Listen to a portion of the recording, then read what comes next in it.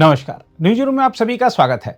America द्वारा भारतीय सामानों पर 50% आयात शुल्क लगाने के बाद भारत में कई व्यावसायिक संगठनों और जनता की ओर से अमेरिकी कंपनियों के बहिष्कार की मांग तेज हो रही है।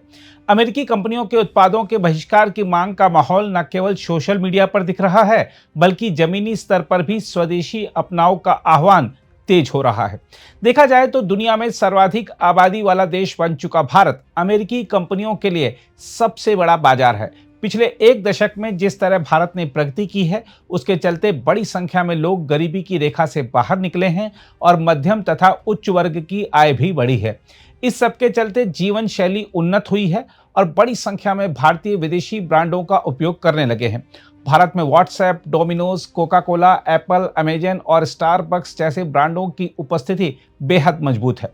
इसलिए भारत अमेरिका संबंधों में आए तनाव के चलते ये कंपनियां डरी हुई हैं।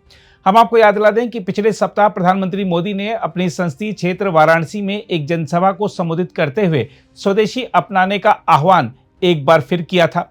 देश को वोकल फॉर लोकल का नारा देने वाले प्रधानमंत्री मोदी ने कहा था कि अब हम उन वस्तुओं को खरीदेंगे जिसे बनाने में किसी न किसी भारतीय का पसीना बहा है।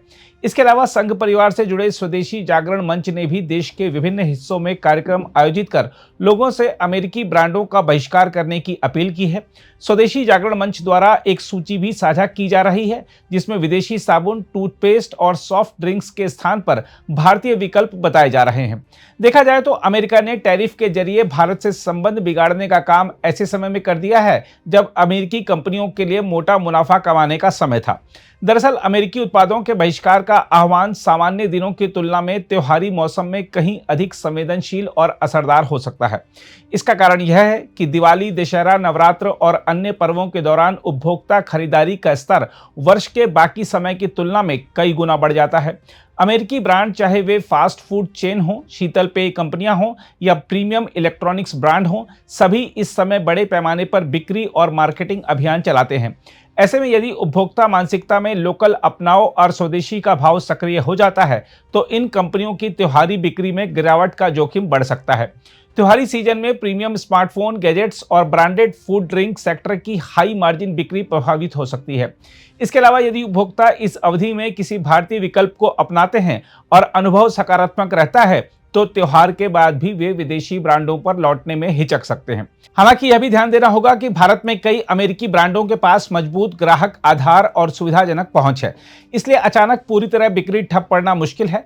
फिर भी एक सुसंगठित और भावनात्मक बहिष्कार अभियान त्योहारी सीजन में इन कंपनियों की वृद्धि गति को धीमा कर सकता है, जो उनके वार्षिक टारगेट और शेयर बाजार की धारणा को प्रभावित कर सकता है। इसके अलावा त्योहारी मौसम केवल बिक्री का मौसम नहीं, बल्कि ब्रांड निर्माण का स्वर्ण अवसर होता है। और यदि ये मौका प्रतिस्पर्धी भारतीय ब्रांडों के हाथ चला जाता है, तो यह अमेरिकी कंपनियों के लिए आर्थिक के साथ साथ रणनीतिक झटका भी साबित हो सकता है। यहाँ एक दिलचस्प बात यह है कि अमेरिकी उत्पादों के बहिष्कार के दौर में ही अमेरिकी कंपनी टेस्ला ने मुंबई के बाद नई दिल्ली में अपना शोरूम खोला है, जिसमें भारतीय वाणिज्य मंत्रालय और अमेरिकी दूतावास के अधिकारी भी मौजूद रहे। बहरहाल देखा जाए तो यह पूरा मामला महज व्यापारिक नहीं, बल्कि आर्थिक राष्ट्रवाद, उपभोक्ता मनोविज्ञान और भू राजनीतिक समीकरणों का मिश्रण भी है। इसमें कोई दो राय नहीं कि भारत में अमेरिकी ब्रांडों का बाजार मजबूत है और बहिष्कार का तात्कालिक असर सीमित दिख रहा है, लेकिन लंबी अवधि में अगर यह प्रवृत्ति संगठित रूप लेती है, तो अमेरिकी कंपनियों को अपनी रणनीति बदलनी पड़ सकती है। वहीं अगर घरेलू कंपनियां गुणवत्ता, डिजाइन और नवाचार में सुधार करें और वैश्विक मानकों को पूरा करें, तो मेड इन इंडिया के धारणा को वास्तविक प्रतिस्पर्धी शक्ति में बदला जा सकता है। अगर आप भी लेना चाहते हैं देश दुनिया की तमाम जानकारी, तो आज ही सब्सक्राइब करें हमारे चैनल को। साथ ही नीचे दिए बेल आइकन को जरूर दबाएं ताकि हर अपडेट आप तक पहुंच सके।